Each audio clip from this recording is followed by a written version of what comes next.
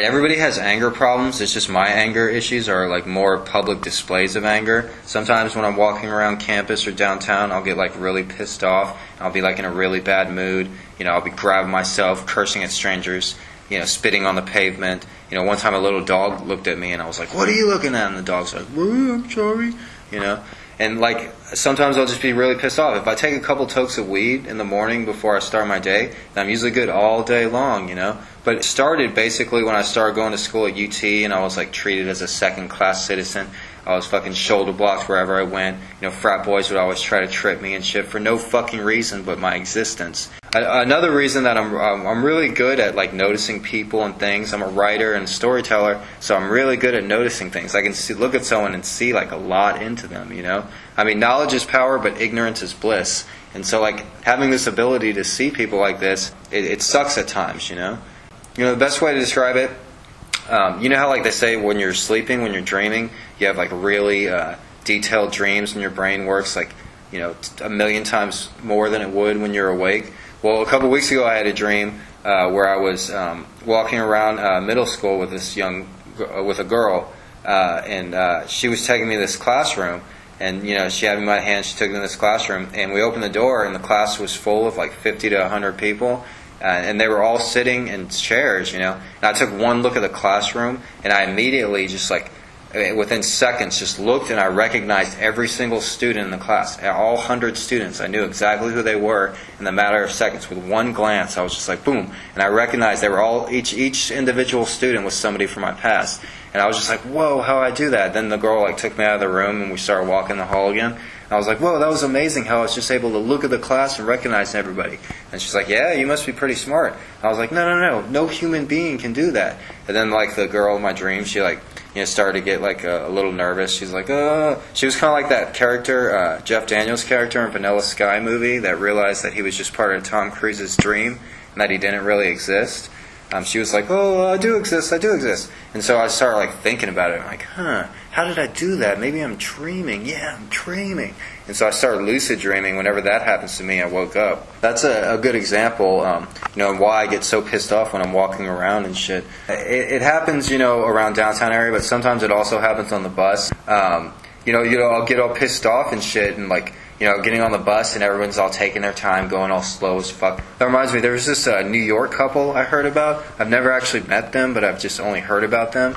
I've actually heard about them from the bus driver, and they've become notorious for getting kicked off the bus. What they do is they get on the bus and with their New York accents, and I picture them within like leather jackets because they're from New York and they don't understand the weather or anything. But they get on the bus and they go and sit in the back. And when anybody gets on, like takes their sweet time and goes all slow, they just start mocking them. They're like, hurry up, you fat ass! Like, come on, we got places to go, we got things to do. Come on. And I guess they do it like in a New York accent and shit. But I heard about them from the bus driver, and the bus drivers were like all talking about them like, oh, there's some mean Yankees. They don't know how to treat us Texans, But when I heard about these people and what they were doing, I was just like, oh my God, these people are my fucking heroes. They're saying everything that I've said in my head for so many years, ever since I rode the bus in Austin. Like watching all the slow ass people get on the bus, like, I'm riding your bus, and they fucking take their sweet time. When the bus comes for me, it's like, I'm at the stop and I gotta wait for the slow ass driver to open the door. But once the door's open, I'm in, I slide my car, beep, I get to my seat, beep. I'm like faster than anyone. And you can only see the world through your own eyes, so it's kind of like, dang man, why can't they fucking go as fast as me? So it pisses me off. And one day last week, I was having this like really bad day. I was at the bus stop on South Lamar, just past 6th Street, and all these like rich kid cars were driving by with like kids driving vehicles that their mommy and daddy bought them, and like a couple of them were like mocking me. Some of them yelled some shit. All I'm doing is sitting at the bus. It's like 100 degrees out. I'm already pissed off and shit. I hadn't smoked any weed, no cigarettes, no food. And so the bus finally comes on. I get on the bus. It's like this fat old man bus driver. I go and sit in the back, and then he starts at the bus. He's just going slow as fuck. And I'm having such a bad day, I just fucking lose it. I start thinking about the New York couple. I'm like, man, those guys had it right.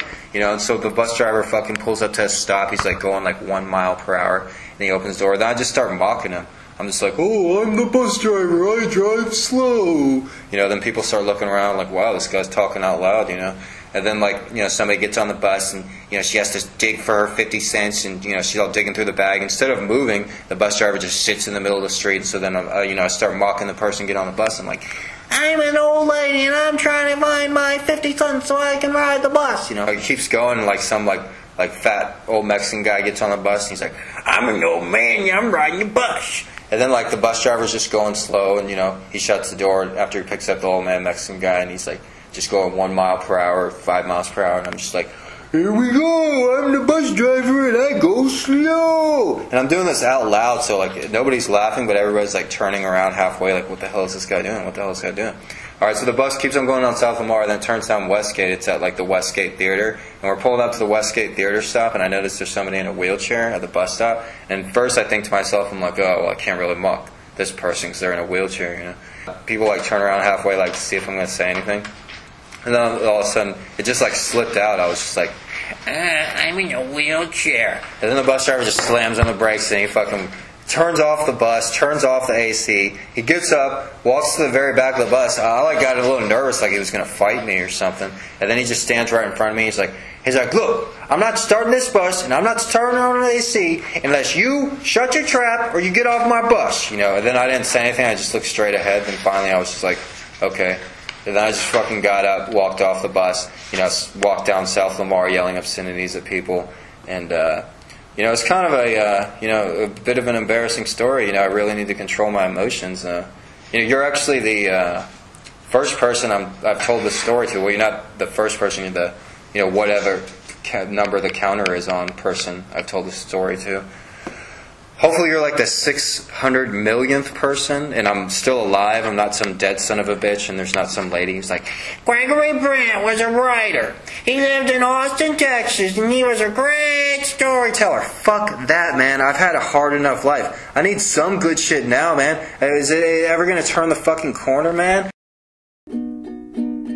Sorry is the fool who trades his soul for a Corvette. Thinks he'll get the girl, he'll only get the mechanic. What's missing?